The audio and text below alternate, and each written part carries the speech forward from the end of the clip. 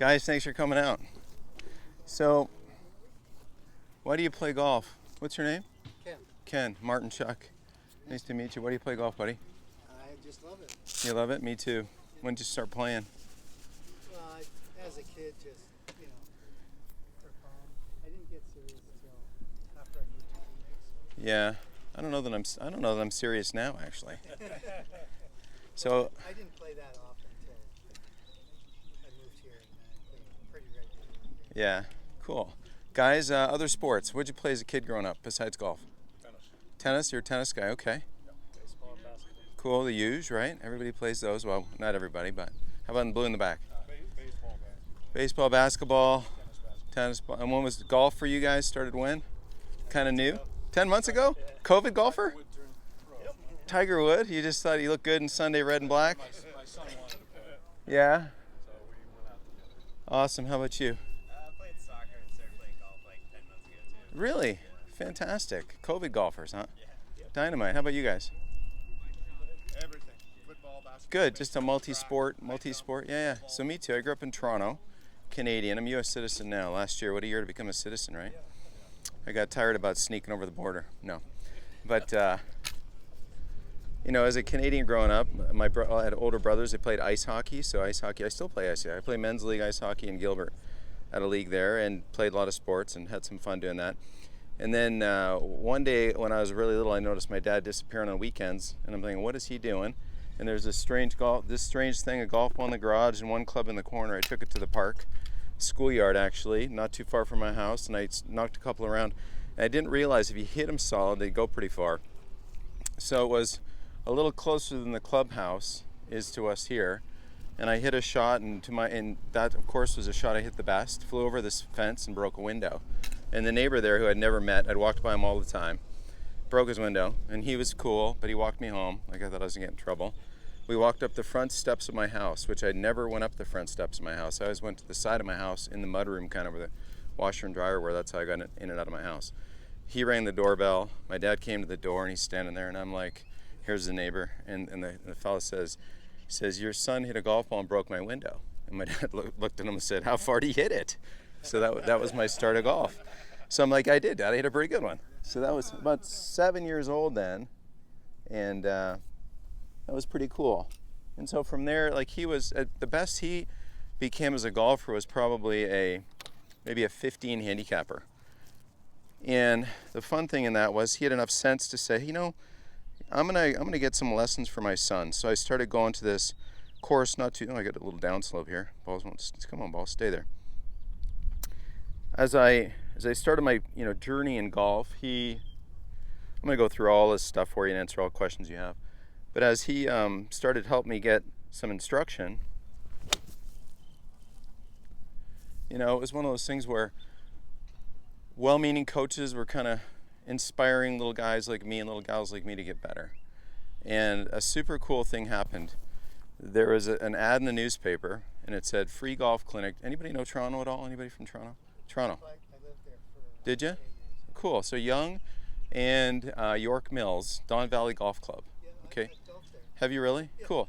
So in the Toronto paper, there was a little ad there. It said George Knudsen's doing a free golf clinic. For those of you who don't know who that is, before Mike Weir became Captain Canada, George Knudsen was Captain Canada. He'd won 8 times on tour, finished second in the Masters in 1967, to who would later become a good friend of mine, George Archer, who passed away probably 10 years ago. George showed up. It was like this. It wasn't even this many people showed up. So imagine like that tent full of kids show up to George Knudsen doing a free clinic. Like I was like, this is cool. This guy was really cool. And there I am, probably 9 or 10, I guess. And, George is kind of going through his stuff. Like I'm going to go through a little bit with you guys. And it was just really nice to see this guy who took time and took care to teach kids how to, put their hands on the golf club correctly. George used to always say, something like Stephen Covey's quote was begin with the end in mind. He always wanted us to have a starting form and connect it to a finishing form, whether it was a short shot, a driver, whatever. Now, obviously, a driver is going to have a motion that is, a lot more robust that kind of recovers to a finishing form. He was always a fan of the club twirl, okay? If you could kind of finish the swing in balance and twirl the club, to George, that was really cool. If you couldn't do that, he would always kind of go back in your golf swing and say, why are you out of balance? Like, what are you struggling with that either the club's out of balance, you're out of sequence. What event in that golf swing's out of sequence? So he, a couple years later, he did a couple more of those. And since I was such a little keener and showed up at all those little free clinics, right away he noticed that I showed up for this advanced thing that he was doing, like a junior development thing. And it was at a really nice golf club in North Toronto, well, the National, which is more in Woodbridge, a suburb like Gilbert. Beautiful golf course. There was about 200 kids showed up. And I'd already gotten to know him a little bit because I showed up for these free clinics. So when I was 12, he accepted me into this free junior development thing, which was unbelievable. So imagine like 200 kids being whittled down to this group of kids. A couple of girls and then 10 keen guys from 12 to 17. Now the cool thing about that, every one of those kids got a college scholarship in the US. That's a big deal, okay? So he was the kind of guy that it was free to go to be a part of this thing. So when something's free and you're 12, what do you think you're going to do when Coach George asks you to do something? What do you think? You think so? Yeah, you're right. If George said jump high, guess what? I couldn't jump any higher. Every one of us was that way. Are kids that way these days? I'm not so sure. You know, I'm a little bit that way when you sign up for my golf school. You know why? Because I tell you the story of that. And I have a magic wand in my studio back there, a legitimate magic wand I got from Harry Potter exhibition in the UK. It's like $29, plastic thing. My kids lost interest in it. And I thought, you know what, I'm going to take that to my golf school. That's my office back there, by the way. And so when I have a golf school, guys like you show up, walk in the studio, kind of show you around. Here's the restroom, here's the ice machine, here's the water. You know, explain what's going to go on during the day. Then I say, here's my magic wand. You know what I'm going to do with you? You're all 15. Why are you 15? Because I want you to make my team. And I'm going to teach you selfishly so you make my team and make me look good. Rather than, well, I'm here for a lesson, I slice it. I know you slice it. I got eyeballs. I see the path and face. I see this ball curve wildly left to right, or random flips that maybe square onto the ball once in a blue moon, you hit a good shot. But I don't want ball striking to be something that's random. I want ball striking to be something that's mildly reliable. I never use the word consistent. I use reliable. So what George did, that journey as a little kid, it was all about us kind of becoming more reliable golfers, okay? And so what I want to do with this hour we have together, guys, aside from not melt, is have a little fun. You're welcome to put your hand up at any time. If you got to go early, go. If you have a question sooner than later, say, hey, Martin, I got a question for you. Let's have a little fun here. Stop me at any time. I'm just going to kind of walk you through some basic stuff that I learned from my coach. Fair enough? And how I apply it nowadays, and how, you know, in golf, it's one of those things where we're just the sum of our experiences. And to become a really good golfer, you know what you have to have? Experiences that you can look back on and apply in the moment. Think about that. First tee, driver, 400-yard par 4, water on the left. Are you terrified? Or do you have an experience that you go, okay, yeah, I got this. For the most part, I can hit it sort of down there and play. Avoid the lake, avoid the maybe penalty area even farther to the right, or the trees or the hazards or whatever. And draw upon an experience that lets you kind of stand up and reliably hit a shot. That's good golf, okay? So, what did I put down there, guys? Little white paint. I've got a wedge. You know, my target's probably that my hula hoop that's way back there at the back of the range. I want to walk you through some routine stuff too and some critical things. But let me hit a few shots. Maybe I miss them. Maybe I hit them well. We'll see. I certainly won't bet the house that I hit every shot solid. I like to think I can hit a good percentage of them solid.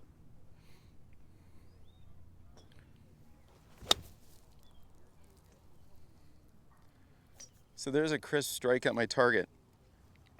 I've hit 2 shots. What do you notice? Yeah. How is that divot? You guys really, really deep?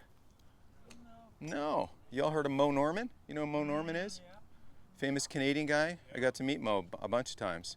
Pretty cool. Mo would call that a bacon strip, guys. Okay? Not a pork chop. Okay? Pork chops are for dinner. Bacon strips are for golf. So you know what I forgot? I forgot my hula hoop. I always use my hula hoop. So, you know, how do we get that divot on the target side of a ball line like that? Here's a ball line, fellas. Here's a T-square. When you come to a golf school with me, you know what we use the whole time for the most part when we practice? One of these. Why would I use this? Why would I have you guys use this? What do you think? Alignment. Yeah, you're training your eyes. You're training your eyes to be able to look up and feel like, yeah, that's where I think I'm aiming. How many times you played golf, you're like, man, I hit that really well. And your buddy Bob says, well, you're aiming over there. You're like, shit. If I was just aiming more to the right, that shot would have been great. Right? So we have to train our eyes. We have to train. This is what we call tiger routine. Okay? And the reason it's called tiger routine, because Tiger does it. Jack Nicklaus does it. Greg Norman does it. Those guys are pretty good. I suggest you follow what the really good players do. Okay? They're really good. So this is what's called a primer, guys. You guys might call it a practice swing. I call it a primer. Feeling the weight of the club. Taking a picture I want the golf ball to do. If you can't see it, nobody else can. Okay? Taking a little breath. Watch the routine, guys. Are you seeing the flight of the ball? I sure am. Or just kind of that imaginary line? Good question. I'll repeat that because I'll post this on YouTube later. Am I seeing the flight of the ball? Am I seeing the landing zone? I'm seeing a glorious shot, right? So you got to be able to see it, feel it, then walk in and live it. You're going to get one of three outcomes, guys. Good, bad, or indifferent.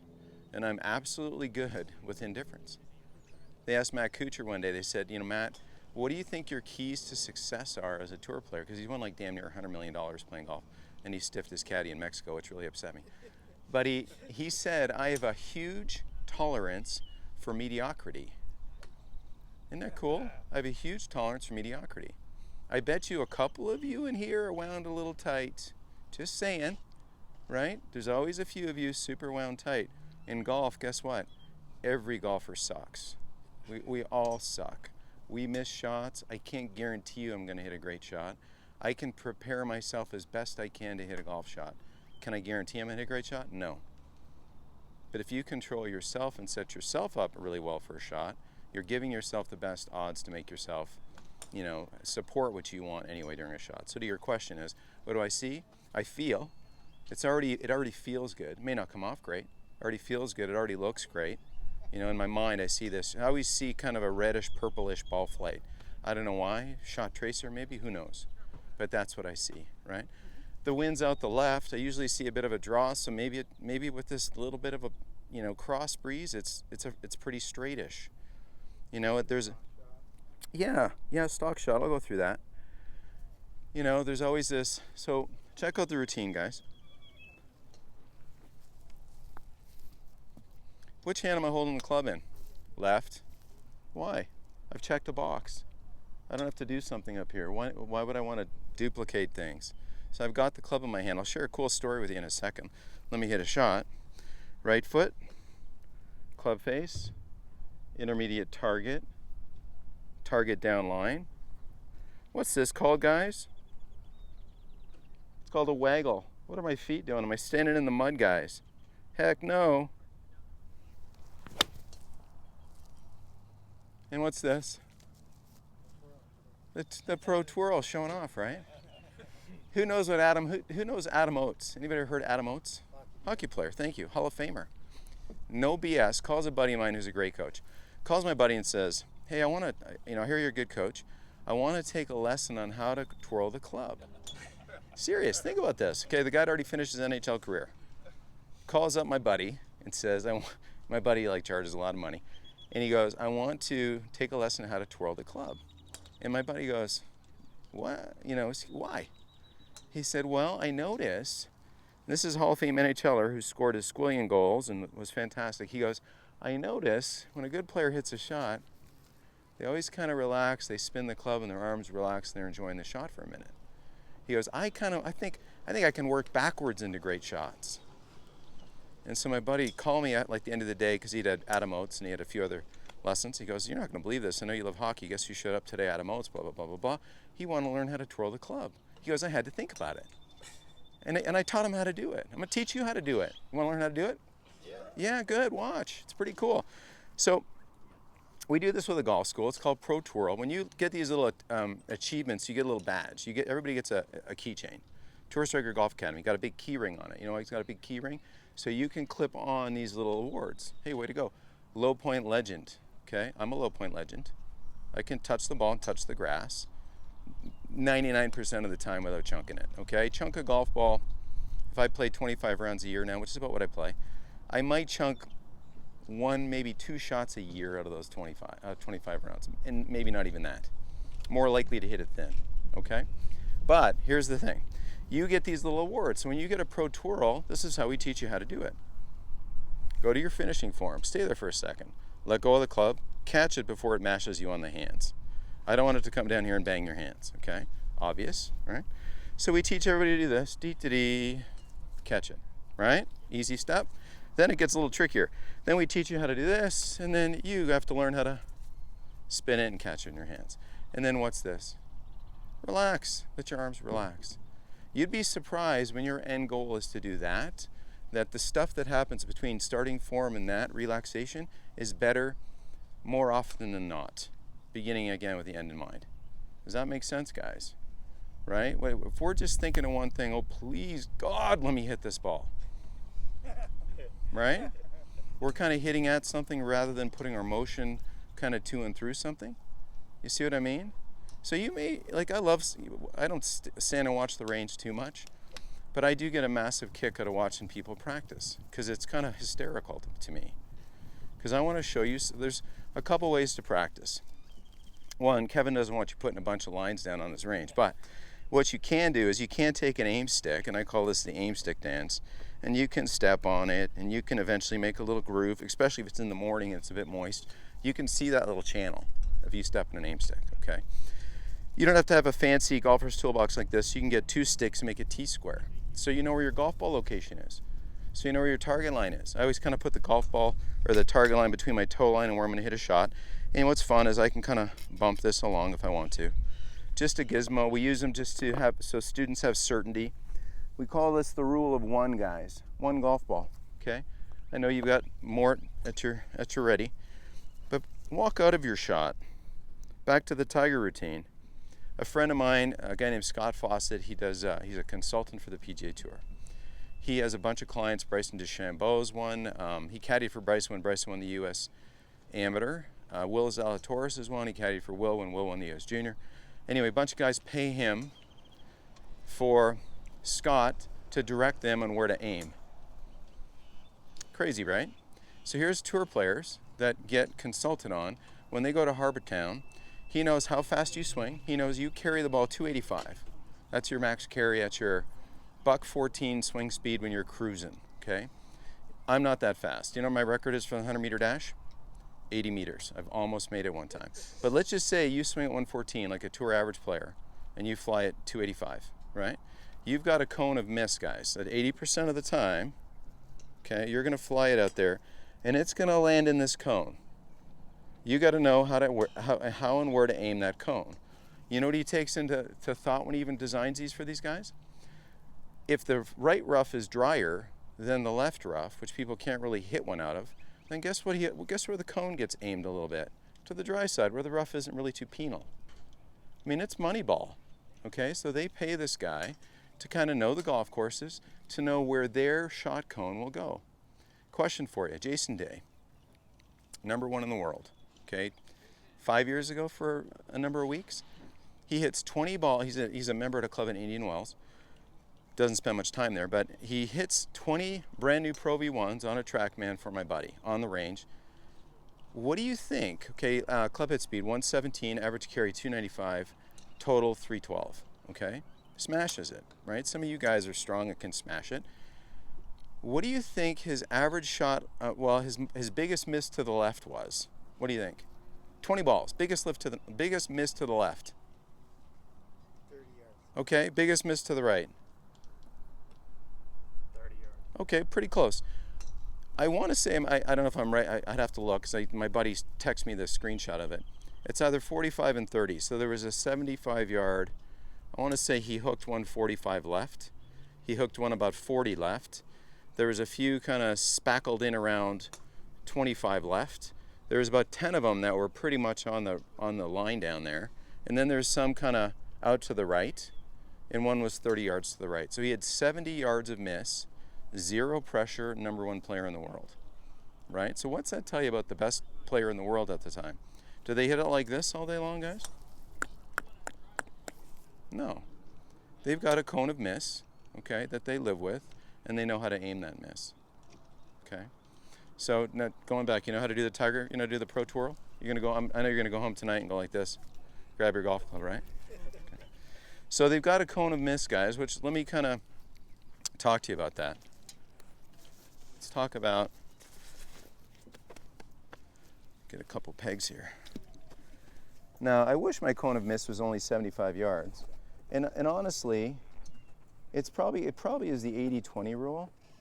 The 80-20 rule being that they could probably have their cone of mist 80% of the time that would be reliable. And then the other time, let's talk about that. This will be a good. Do you guys all have a can of this? Good. You've been golfing 10 months and you have a can of that? Is it for your shoes or for your golf club? My feet. Oh, for your feet. Okay. Well, I don't use it on my feet. My feet are rosy. No, it's for my golf club, okay? Because we have another tag. Guess what the tag's for? We call it the Sweet 5. You know what the Sweet 5 is? If you can hit 5 in a row off the middle of your face. Because why? I'll show you. So let me hit one. See how we do. We'll prime it up, guys. We'll go into the routine a little bit more.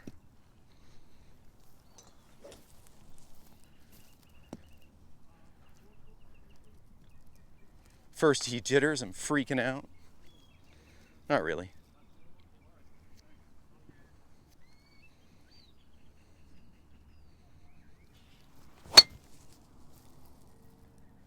And what do we do? Okay, so That's one. where'd I hit it? In the center. Wow. Okay, yeah. Trust me, I'm glad I did. Yeah. I'm gonna quit now. Okay, I could have missed. Shit, I miss all the time. But I hit it in the center. Let me see if I do it again. So the Vegas people are calling in right now. They're like, I don't know. He flushed one out the middle. 2 in a row at the middle. I don't know. We'll see. But guess what I'm going to do?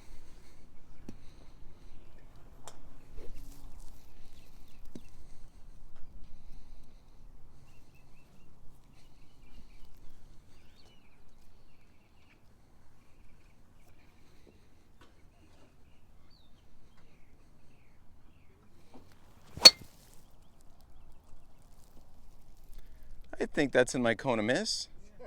Not bad, right? Where'd I hit it, fellas? It must have been the same spot. Okay. A little lower. So Vegas is like, oh fuck, we shouldn't have bet against that guy. No, but here's my thing. Like, just I'm not obviously swinging out of my skin there, am I? Okay. In my joke about the 100, my 100-meter score, I'm just not that fast twitch a guy. I get some students, like I'm 52. I get some students coming to the golf school that are 65 that can rip it. It's unbelievable. Maybe they're great jumpers. Maybe they're great runners. Maybe they played soccer. They're fast, twitchy people. Okay, they're wired really quick. I'm more of a lover, actually. I mean, a little, a bit. So hitting on the face. What I want you guys to understand is, catching on the face is key, guys. Okay, that is key. Because you know what you can learn from hitting on the face? Here's what you're going to learn, okay? And I always have the golf school people repeat after me. The ball starts where the face is aiming, okay? This is where my golf school people go. The ball starts where the face is aiming. And then it curves away from the path. So let me explain that, guys. So you understand, and then I'm going to explain gear effect to you, because once you're armed with some information, you'll be, why not? So if my target line was down here, okay? Let's say I had a face. Let me use a different color stick. Let's say I had a club face presented to the ball that I wanted to hit it down that orange line. Fair enough, give or take? Okay. But yet the face of the driver was pointed down the white. And say my path, say the hula hoop of my swing was absolutely perfect. An incline hula hoop that at the moment I touched that zero line, that target line, the face was a few degrees to the right. Where's the ball go? Goes to the right, for the most part. Okay, that's a trick answer, trick question. The face is open, the ball is going to start to the right, assuming we have a centered hit. Okay? Say I toe it about 3/4 of an inch or half an inch. What happens, guys? Toe draw, gear effect. Right? So does everybody understand gear effect? I've got some cool stuff at the golf school. I should have had you all come back there.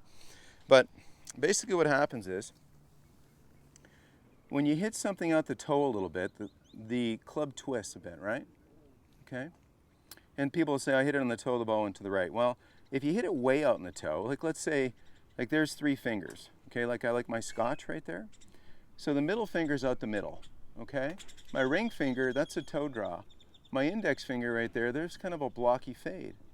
So why I want you guys to understand centered contact is so that you go, that felt great. What I see, you can extrapolate back and understand face and path. Does that make sense to you? Okay? So if you flush one and it starts right and fades, the ball starts where the face is aiming and curves away from its path, what can we assume? The path was decent, the face was open, you hit some kind of a fade, right? Say we have a great shot, or a great feeling centered strike again, but maybe the ball does this. Let's see if I can get a big old hook out the center for you.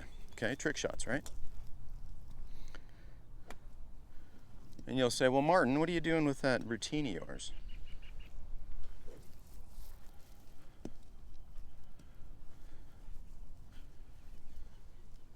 So if I can, I'm trying to get this ball to kind of start a bit more down the right hill and hook back a bit.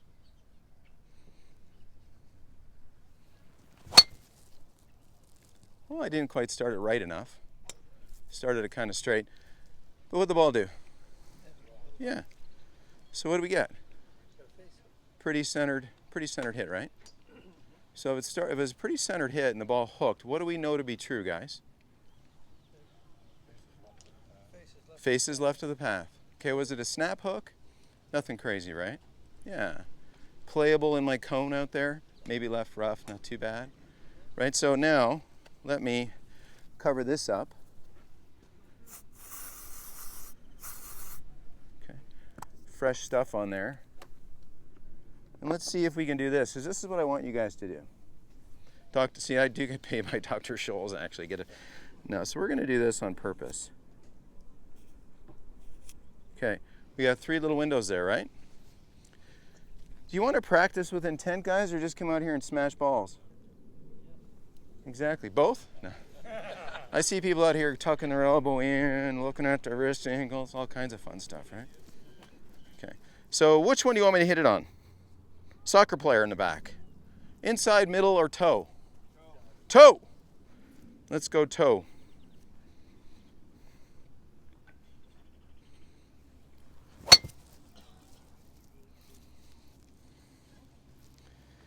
Little toe? Okay. That only leaves 2 other spots, right? Now, what happened there? Why didn't that ball hook? Why didn't it hook? What do you think? Crazy fadey path.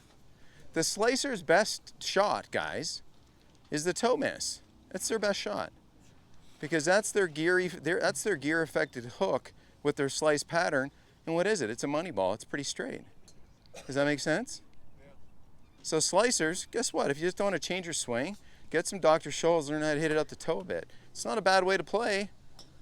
Or you can spend a lot of money on lessons with me, which is good. Okay? But, so toe shots gear affected into a hook. Now, how did I toe it? Well, I just kind of cheated it and kind of retracted my left elbow a little bit. Little chicken wingy, drew the head in. Okay, so Healy. Let's go Healy for funsies. Right, so let me just go my path Healy and see what this produces.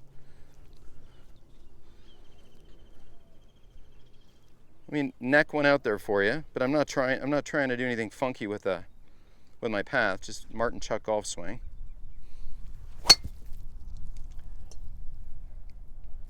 Yeah. Where'd I hit it? I hate hitting it there. I hate it. It feels terrible. Right? Okay, so what causes heel shots? When you hit it on the heel like that, what do you think? Well, if you're pulling in, okay, pulling in would make it go which way? Assuming the ball was there, that's more toe-y bias, right? You may have some balance issues. Okay, you may have really steep. Newbies are usually steep. You're not usually blessed with a nice shallowing move as a newbie. Okay, your instincts to, kill chickens come out, right? We move the club of the ball pretty steeply usually, okay? So heel shots for a lot of people are this. Sometimes people kind of invade the space they set at address.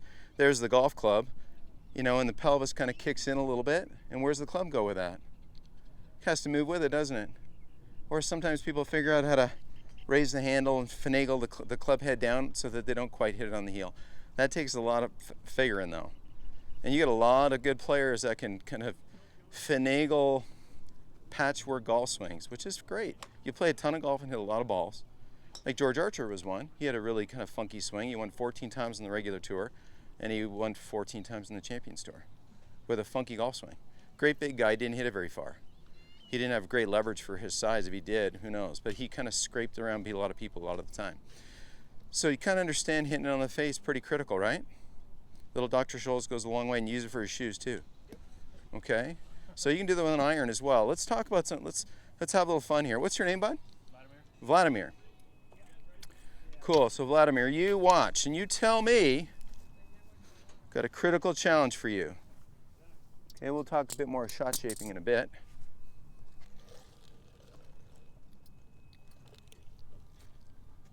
And then you guys think your questions. I'm gonna stare you in the eyes and make you ask me one. Y'all got sunglasses on though. So watch this, Vladimir, watch my head. Tell me if my head comes up.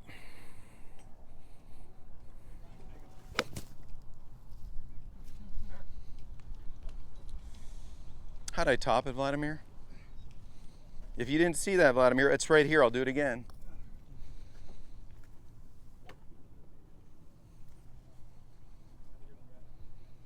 Watch my head, Vladimir.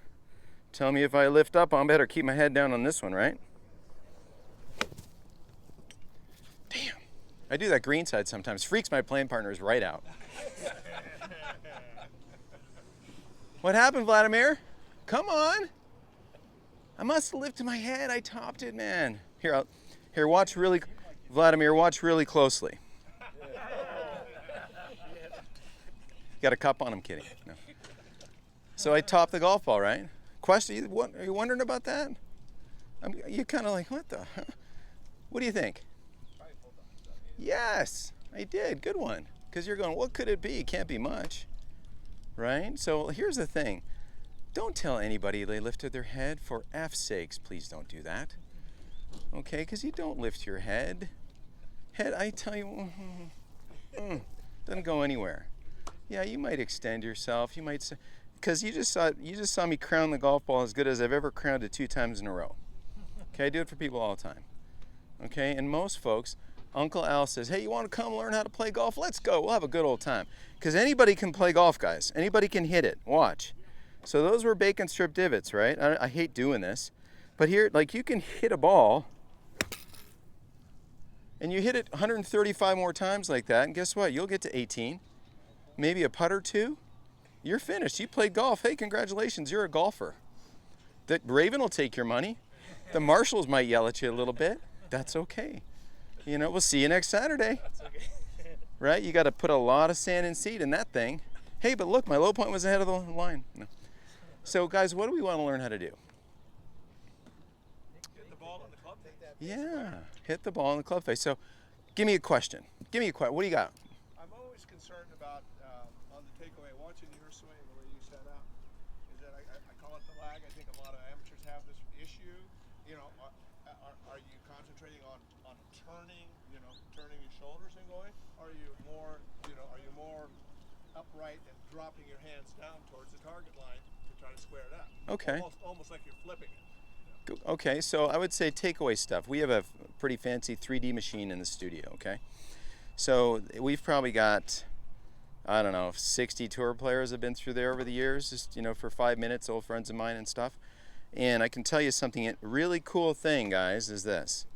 Okay, really good players, their swings do this. Their swings are very wide. Now watch my head and tell me my head goes to the right. Not much, maybe a quarter inch, right? Did you know that this thing on here is called a Squatchy? Did you know that? You knew that? One guy. I didn't know that till I'm 52. I didn't know that. It's called the Squatchy. Anyway, watch the Squatchy, okay? The Squatchy is going to move a little bit. Why? I need momentum, guys. Need a little momentum. A lot of mud stuck right here. I guarantee you, look down here to my right. You're going to see a lot of... Okay? It's okay to move your feet. It's okay to press the grass. It's okay to have this sense of waggle, rhythm in the hands. You guys, a big part of the golf school. Okay, this motion right here, there's magic in that. Okay, I'm gonna get into this for you though, right? Because now you got me going. So backswing, see the rhythm of this? What do you notice? There's some width here. Is my right arm bent very much? No. 3D machine we've got with all the tour players in there, guess what? Right arm stays pretty long a long time. Club players, guess what we see? See my point? Here's what I want, like stare intently at my ass. I'm kidding. Okay, watch this. Okay, thank you. Watch my mic pack here. Which way's my mic pack going, guys? Yeah. Get your booty moving, man. Put some pressure in the ground. Feel weight pressure underfoot. Waggle the golf club. You guys watched me hit a few iron shots already. I wasn't standing still in one of them. Okay? Now I don't know what you're anticipating. I don't know what you think you're going to see or what your brain wanted you to see. Think about have you had a magician trick you in front of your face? Go to Wrestler's Roost on Friday night and the guy will do it if he's still around. Have you seen that dude? It's unbelievable. Guy will literally trick you in front of your face because I don't know what. Maybe I'm super slow. I don't know. But my point is, when you watch a guy hit a shot, let me hit another shot. Now that you're in tune with this, and Vlad, I promise I won't top this one. Okay. Okay. So watch again. Why'd I come back here? Reset. Okay, I'm having fun talking to you guys. Reset. My primer. That could be your primer. How about a nice wide right arm? I'm never trying to tuck an arm in. You keep doing that though. You'll be back with me here soon. Sign up for the golf camp. No.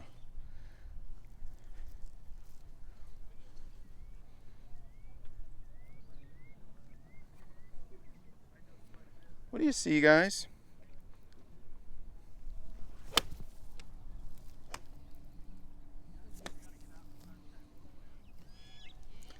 Baby divot, maybe a tick, maybe a half of a groove skinny. But what'd you see now? What are you seeing? You're not keeping still. Yeah, I'm not. I'm never still. Always moving, grooving. Always got 70s disco going on there. Always. Okay, you're giggling, but I'm serious.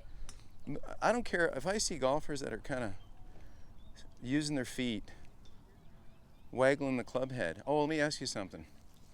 Let me see who sees this. And if somebody who watch YouTube stuff, you know the answers.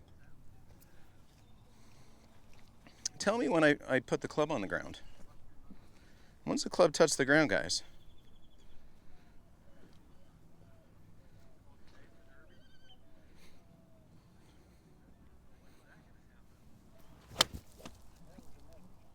That was a never. I missed. Not gonna lie. Okay, that was a never, but I tell you what, it wasn't intended to be a never. It was intended to be maybe a ball and a touch. But did I set the club on the ground before I swung it? I didn't on any of the shots you've seen. Why? It seemed as though you did. Well, But when you were, yeah. so it's there now, so I can put my hands on it. Right. So I can tell you that if there was an ant, a little baby guy, Yeah. I wouldn't be touching him now. I might be flexing the grass above his head. It just appeared as though you had squared the face on the ground and then finished. Okay, Like you were. sure. But you That know, was before you had your feet down, wasn't it? I would say to you, oh here, this is why I brought this big tee. Because this helps paint a picture. We use this with a lot of folks.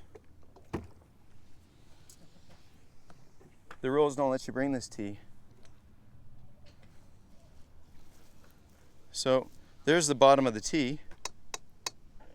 I'm going to set my driver centered behind the bottom of the tee. Does this make any kind of sense to hit that ball, guys? Well, you guys do it all the time. Here's a tee. Here's a driver centered on that tee. Here's a ball. I see that all the time in the golf school. But doesn't that club have to arc away and off the ground a little bit? Where am I going to hit it? Maybe in the neck? Until I teach myself to retract my arms a bit? Right? Okay. So if I want to hit it, what do you notice, fellas? Well, I'm airborne. The sweet spot, yeah, sweet spot toe, right? Whoops, that might not be in my cone. hair Healy. You get my point there, fellas? Everybody wants to be comfy when they play golf. Don't you? Aren't you supposed to relax when you play golf? Right? So this is what I see a lot of. Ooh, I'm relaxed. And then I see this. See the difference? You got to grip it to move it, don't you? So why wouldn't you get it in your hands, pick it up, waggle it? Now I've got the weight of the club in my hands. I can feel some softness in my arms and my wrists. Okay? Now this is a freaky thing if you've always been this guy. Guarantee you. A lot of those guys right here, that's okay. I'm glad they're having fun. Raven's glad they're here too, right? So how about this tee? So, if I'm hitting it off this tee, there's the radius of my arms. Would it make sense for me to stand like this? No. My arms are comfortably long. There's a waggle, footwork, and hit it. Pro twirl, right? Reasonable hit, a little scuffy off the heel. That was interesting. But see, there's always these elements. You want to be good players? Do stuff reliably. Put yourself into a starting form, like George Knudson taught me many years ago, that can take me to a finishing form where I can collect the golf ball along the way. All right? Resting the club on the ground, guys, guess what we see when we do that? See a lot of people like this. They feel comfy. Ball's on the ground. And arms would be, maybe they have their ball location right. Ball location's great. How about my arms now, guys? When I swing this 2-pound thing, do you think it's going to want to pull out? Sure it is. So let's go ahead and establish that now. Let's get comfortable up here. Whether the ball I hit is knee high, middle of my shins, top of my shoes, or right here. Even chipping. Oh, whew, look at that. Trick shot. Okay. See, we're trying to move a radius, guys. That's a key to reliability, which will help you become more consistent. So to your point, long-winded answer to your simple question, right? A backswing, there's width in a backswing. Trail arm starts to bend a little bit. You know what the average bend of a right arm is, getting all numbers up on you? What do you think it is? 90 degrees. You know what the average bend of a golf school person that comes to see me? 110 degrees. 110 degrees, 18 handicapper. 90 degrees, or John Rahm or Rory McIlroy over here at like 60 degrees. Yeah. How about the top of backswing for a tour player, guys? Where's my club pointing? Is it parallel to the ground or behind me? Heck no. You can't get this out. Whatever you wind up, you must unwind. If you want to wind up complexity, good luck unwinding complexity. Does that make sense, guys? Wind up complexity, good luck unwinding it. Might feel really good to get the weight of this hammer here. Okay, wound up quite a bit. Put it behind me like this. Getting rid of that complexity down to the ball, good luck. Very unreliable. You might do it broken clock twice a day. Okay? I think that is because amateur golfers can't get in a good external position with their shoulder. You mean as far as I would say that everybody can. Like, you look like a strong, fit guy. I'm not going to give you too much of a hassle today. But if you were, come on up here. Let me show you something. You don't have to hit for me. Let me just show you something cool. So, like, I can't get external because I had shoulder surgery. So go ahead and put your arm up like this, okay? Yeah, so that's you without any. But now if I put a baseball in there and ask you to throw, it'd probably hurt because mine hurts from throwing footballs, right? Yeah, no, but like if you warm up with a band, like that would get more. You'd get more tension, right? Yep. So here's what I would ask you to do: grip the golf club. Okay, good. Put your good hands on there. Okay. Pretend you're gonna hit this ball for me for a sec. Okay. So looking at this, I give you a good solid A- on the grip. Okay. I would not just stand up a bit for me, so I don't have to bend over so far. I'd say take the thumb, relax it over here, give me a bit more trigger finger there. Okay, minor. Now you get an A.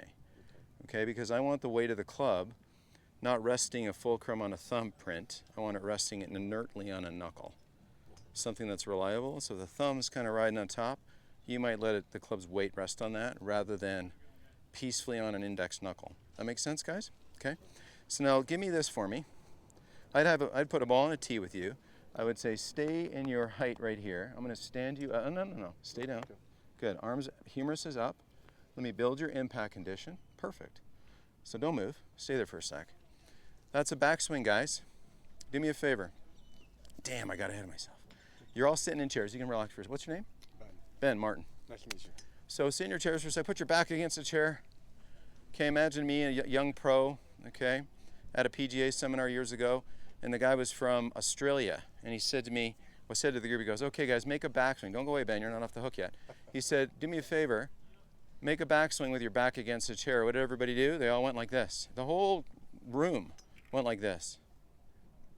Okay, and he said, in his Australian, mate, y'all got it wrong. Okay, and so interesting, right? And he said, watch. And then he said, okay, let me show you how to get Ben to it right. Put your great grip on there with your little minor tweak with that thumb restfully over here to the right. Good. Get your arms in front of you. Biceps on pecs. Excellent. Booty out a little bit. Great. Now get bent over a bit more, and I'm going to raise those humerus bones, okay? And then I'm going to build impact. So building impact, guys, I just took a great looking address hands and I put them flat and bent back. Okay, we'll talk about that in a sec. And now I'm going to take him, guys, and I'm going to turn him. And so his motion, there is a perfect backswing. So for a guy who can't get external, put that in the magazine right there. Because you don't need to do anything less than that, bud. Okay, now if you try to do something like this, now relax with me, and pin your left arm more, good luck. Okay, this is a guy that I'm going to wager against all the time. All right, so thank you, bud. You get that? Yep. Okay, go have a seat. Thanks, pal. So you guys want to get better away from the golf course. My coach said you could always do that. Here's my back against a chair. Here's my back. Here's my address position, guys. There's my waggle. Okay. Here's my impact position. Okay. Impact might be a bit unhinged from there. But here's my top of the backswing. What do you notice about my trail arm? Bent a little bit? Trail wrist. Was it bent at address, guys? No, it's bent now though, isn't it? Okay, so if I can't turn my back, guess what? This is my backswing. But if I can now swivel on the chair and turn my back, are my arms going this way? See, the roll of the right arm, honestly, at golf camp, it's probably the thing we spend the most time on. Once, like sometimes we'll get a guy bring a beginner buddy, or a wife will bring a husband who's a beginner, usually vice versa, okay? And then we'll teach a lot of this, grip stance, posture alignment, good stuff, and I'll pick on hands. I'm a real nitpicker for grips. Okay, I'm a believer that you got to do this well, okay? But once you're up here and you understand that this is addressed and this is the top of your backswing, okay, and then you have some hip turn, you rotate your torso, you turn in your tilts, meaning that when I'm hitting a golf ball, I'm not hitting it up here, I'm hitting it down there, so my booty's back a bit for balance, so my shoulder turns down somewhat, right? So my arms don't have to do a whole bunch of stuff. Does that make sense? Does it feel like you're laying off the club then when you get it back to the 90-degree position? I don't know. Come on up here. I should have never opened my No, you should. This is great. This is bonus. Here, grab that for a sec. Let me put on Instagram Live. I'm kidding. Cool. Yeah, so grip. I just want to make sure my camera's still going. So beautiful. Put your hands on. So there's an A. Beautiful. Good. Set your feet. Awesome. Now he's like, I'm not going to stand in the mud. Martin's going to yell at me. Good, right? So now I'm going to do this with you. Okay? And so I'm going to say that might even be a bit too cuppy. Flatten it a bit. Good. Oh, okay. Okay, good. And then just Yeah, now watch. If I just turn turn? you, Yep. turn those hips. Yep. Get that cool. Yeah, there you go. So do you feel like you're just kind of So let me put you here. Okay. Right? Yep. So you comfortable? Yeah. Good. You look great. It's all good. It's all good. Yeah, all good. Here's where people get buggered up, guys. Watch. Let me just keep you going. Oh no. I Let can't me do separate this. Let me separate his elbows. Let me give him a bunch of swing length. Like John Daly, I got to play with him twice. It was unbelievable. Okay? Guy was amazing. Smashed it. He's an amazing player. I wish he would have had a bit better life skills for, certain things. Because he would have won 15 more times, I guarantee you. Because he was that good. If he didn't have his nose in the jar most of the time. Or whatever, among other things. Or whatever. Yeah. That is it. But so now to your question about downswing, right? Because I know you got the burning question, right? Yeah. So set up to the ball, waggle. Don't you dare rest the club on the ground. Okay. Now let me show you a nice and give me some feet moving, man. A little pressure, beautiful. Ready? Here's some width. Watch this rhythm here. Okay. Good. Get some width. Some Oh, width. further. Some I got width. it. I got it. Yeah. Turn, man. Okay. Turn. So I always feel like I'm a bit of a chiropractor teaching golf, right? I just left it. Yeah, right. So I'm Yeah, moving I see. hips. I'm turning his chest more. Most of you guys don't turn your chest enough. You don't rotate your rib cage enough. You don't move the buttons on your shirt enough, and then therefore, guess what you do? Right arm gets you in trouble. You play that way. Maybe you get down to a 10 handicap, 8 handicap. You beat your buddies, but you can't get really good. Okay, good. So now when you're here, right? Good. Now what do you want to do to get in the slot? Here's what I would tell you watching you. Okay. See that slip away? Yeah. Don't lose that, man. Keep that inside. Don't let this happen. Because then what are you going to do? You're going to find a place to put it back. I see. Okay? Got So it. that gentle touch there, keep Yeah. it there. Good. Go back. Good. See that arm go behind him a bit, guys? Yeah. That's what I see too. Guess what I would work on? I'd be your chiropractor. Watch. There. I see. Right? Yep. So see why he's fascinated with his right arm? Because he puts it in a funny spot a little bit. Probably a pretty good golfer. I'm going to say Karnak, best score ever, 69.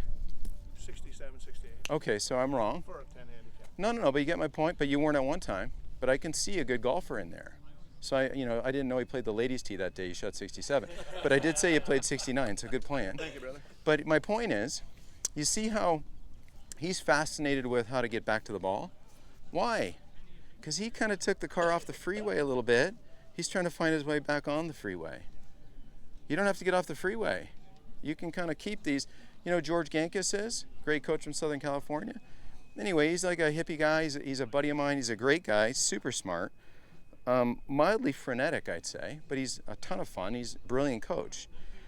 One of his go-to exercises is an exercise been around forever, where you kind of just learn how to get your arms in front of you. Now watch my rear end, okay? I'm not turning my shoulders first. Watch my feet. See, there's a nice deep hip turn there. Nice buttons turned away from the target. I'm getting a nice nice rib cage turn, so my arms don't get no peeling of the hand away from the thumb, right? Right. Yes. Question. How do you keep your head from moving off the ball when you're coming back like that? On a backswing, don't. Only go as far as it can not do that. No, let it. Let it move. Yes, please do. So here's an interesting thing. We test for dominant eye. Everybody make a circle like this, teeny circle. So right eye dominant. Hold it out so I can see you. Hold it in front of your face so I can see you. Get me in there so I can see you. There you go. You're right eye dominant. Right eye dominant, left eye dominant, right eye dominant, left eye dominant. It's easy to see, guys. Okay? You're right eye dominant. Okay? So right eye dominant people have a fraction more of a challenge. You know why? You really do if you have a nose my size. Here's why.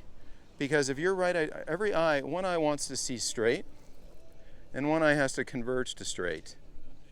Okay? So this is, if you're right eye dominant and you got a big nose, as soon as I even turn my head a little bit, guess what I can't see anymore? Okay, so the brain kind of goes, oh shit. So I see a lot of right eye dominant golfers. This is what their practice swing looks like. No ball. And then when they go to a ball, it's not even the same guy. Why?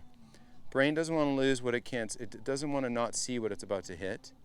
You know what we do? We take their sunglasses, we have painter's tape, and we take painter's tape and cover up their dominant eye. So the only eye they can see with is the one that's kind of toward the target. And we make them hit that way for hours, and pretty soon, guess what? We see a lot of this. Instead of being locked into what the dominant eye sees, we see a lot more freedom. Because this is what my eyes do when I'm hitting a shot. Watch. Here's my backswing. Where am I looking, guys? Looking to my left. Why am I looking to my left? Because my big Serbian nose went 15 degrees to the right. I could try to keep my nose perfectly straight, and I could hit it 40 yards shorter if I want to, but chicks don't dig that. Okay, my wife's like, you're such a moron. You get my point? Okay? Like, let your eyes move about in the orbits, in there. But just kind of know if you're trail eye dominant, get some old sunglasses, get some painter's tape, tape them up. You know, let your target eye be the only one that can see. If you're left eye dominant, it's okay. It's like no biggie. Okay, that makes sense? Questions? Yeah. Yeah, in the, not to belabor the point, I know I was tested in a putting issue, Sure. and as I thought I was straight, I was 3 inches to the right. Okay. On a 6 foot. Mm-hmm. So as I changed my body to set up for what my eye dominance was, yeah, that didn't seem to transpose over to the course in an actual hitting situation. So that's why I was wondering about the head moving, because I was always concerned about being able to get back to the vision, and the trick is to train the other eye. Train the other eye. So there was a college player, played for BYU when I was in college. I played at New Mexico State, 88 to 91.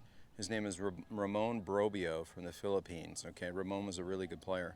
And Ramon had this head, like, I swear it looked like this. Like, I mean, it was, I would have got dizzy watching him. But the kid beat me more than I beat him, let me just tell you. George Newton's first lesson to me when I was a little guy, don't keep your head down. Okay? Come here. I want you to touch my Squatchy. Come here. See, an amateur comedian always goes back to the joke, right?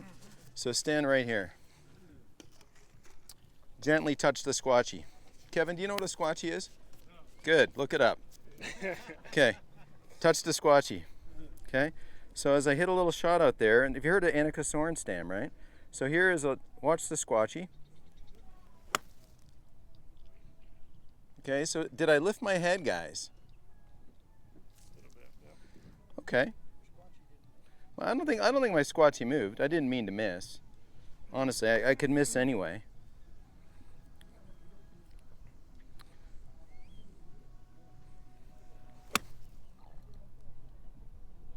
Where are my eyes looking, fellas? Yeah. So what's up and out mean? Thank you, brother. What are you doing later? No. No, I haven't let too many men touch my Squatchy before. But see, I call it eyes follow the ball, head stays on the wall. Okay, here's what a lot of these guys over here learning golf, you COVID golfers, you're going to try to keep your head down. Okay, golf motion, body moves, like there's a lot of flexion extension. There's a lot of this in golf. Here's a backswing, guys. Okay, a lot of side bend. So when you look at me, basically I'm standing forward flexed. When I make a backswing, okay, am I still, take a look at how side bent I am. You get my point? So it's not about keeping your head down, it's about kind of understanding the 3D motion of movement. You know, at the golf school we award these badges, and one of them is just called the cornerstone. And the cornerstone motion, rule of one, we have the student put one ball down, we have them come out. If they're working on their grip, perfect. If they're working on their trail arm, perfect. Right? Maybe if somebody's letting go, we have a gizmo that is kind of a what's that? Well, no, it's not. It actually doesn't pin it together. It's a badge reel that's got a retracting little cable. So you kind of put it in there and cuddle on it a bit. You don't have to hold it tight to keep the badge reel from, if you let go at all, it goes zit. You see my point? So you just kind of pull it out, gently put it there, and then you make these swings, and there's not a whole lot of pressure. The badge reel is super weak. It doesn't take much. Right? So whatever the person's issue is, they train in a primer for that. Wrist conditions, whatever it is. And then this would be a cornerstone shot. Might only be to the end of the range deck. They walk in, we teach them how to have a routine. Trail foot on the ball line, club facing hands. Club's not on the ground, guys. Narrow little stance. You know, they need some energy to move the ball. They hit a little shot and they hold there. Can they show us that they can choose some speed, collect the golf ball, rotate, okay, relocate themselves, kind of in a rhythmic manner? Or are they this person? Because that's usually how they start. Because they've been inspired by some well-meaning person, right? They don't want to miss. God forbid you miss, that's embarrassing. See my point? Questions, guys? What you got? GCU, volleyball. So you do the rule of one. Do you ever find it beneficial to do a little bit more block training? I do. You know, so block training, rule of one. You know, if you are, you know, to stand there and smash a few golf balls to rake and hit, I'd say yeah, but I wouldn't do more than 5 balls. And then I would walk away. I like walking away from every shot because, you know, your body needs a little bit of a break actually, even after one swing. I'll tell you something cool about Bryson DeChambeau, okay? They asked him, you know, how you hitting it so far? He said, kind of volume of golf balls. He said, what's your trick? Weightlifting? Yeah, he got, you know, obviously put on some weight, got stronger. But he had great technique. His coach, Chris Como, is awesome. And Mike Shy up in like Fresno area, I think. But he said volume of golf balls. He just kind of hit enough golf balls to get his sequence kind of organized. But he goes, I had to walk out of every shot. So he'd step in and smash one. And then you'd see him walk around kind of like he's angry.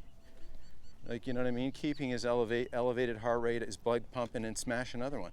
And then do another circle. People on the range here would think you're nuts. But think about this guy, right? He can swing at 130 and hit it in play. So he hits a 2-footer on a slick green on the PGA Tour. Then he's got to walk from here to the beverage cart. I don't know why my mind always goes to the beverage cart, but he's got to walk to the beverage cart, and he's got to get himself ready to swing at 130. You don't get ready to swing at 130 by being, no. You got to get fired up to swing at 130. And then he walks to the wedge shot, which is maybe $120, and he chips like a 3/4 wedge. And he has to chill down a little bit to do that.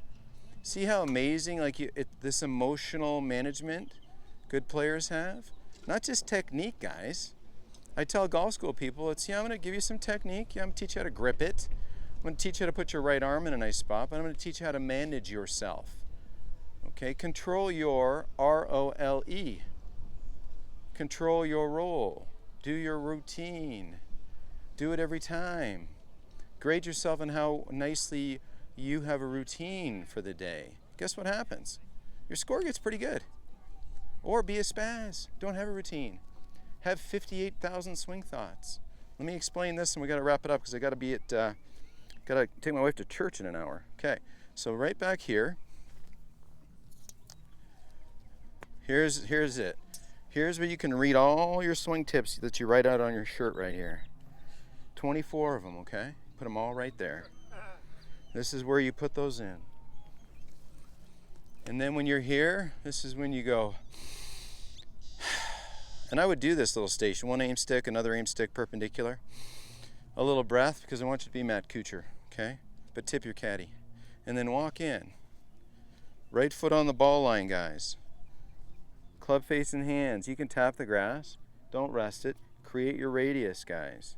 Set your left foot for ball position. Drop your right foot back for stance width. Waggle. Take on your inner Jack Nicklaus. Hit a shot.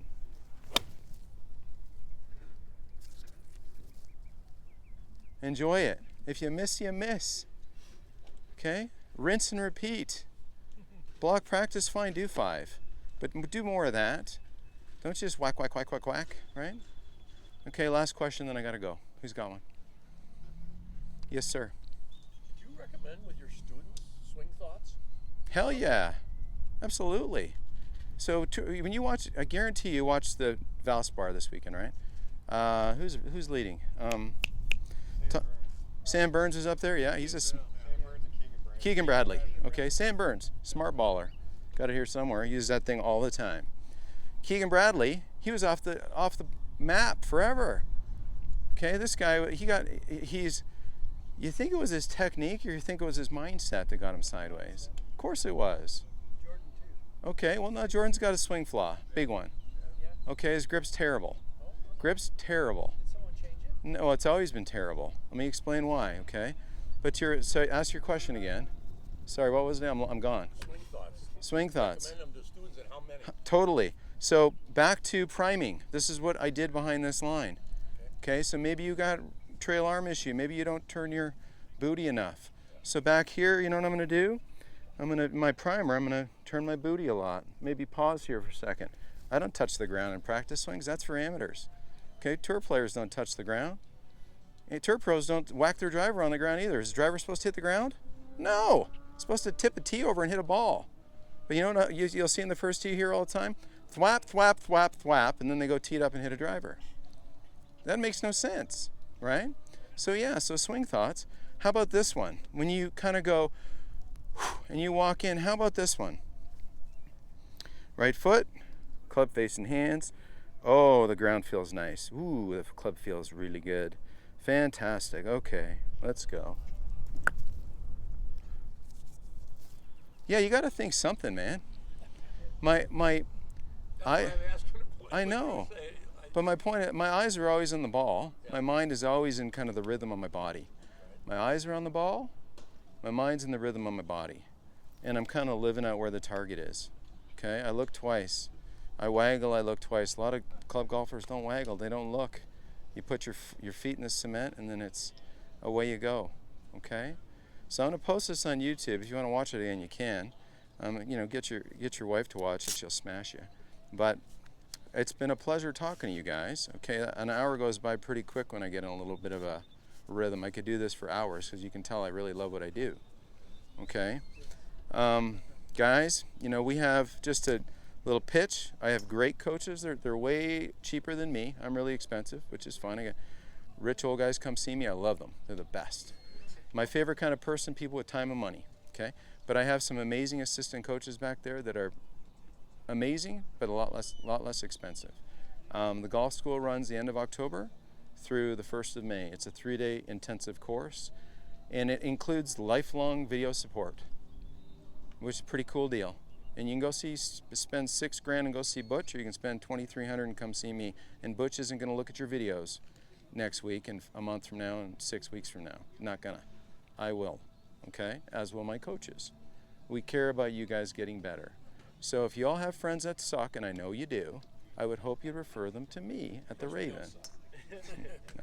Thank you guys. I got to pack up in a hurry and get out of here. Do you have a kids program? We're working on one. We used to. We got away from it in the summer, but we're going to start one back up. The problem was all my assistants went boom for the summer. Now I got one that's full time here. So, and he's great. So be looking for an email blast from Kevin in the next couple of weeks with all the info, okay?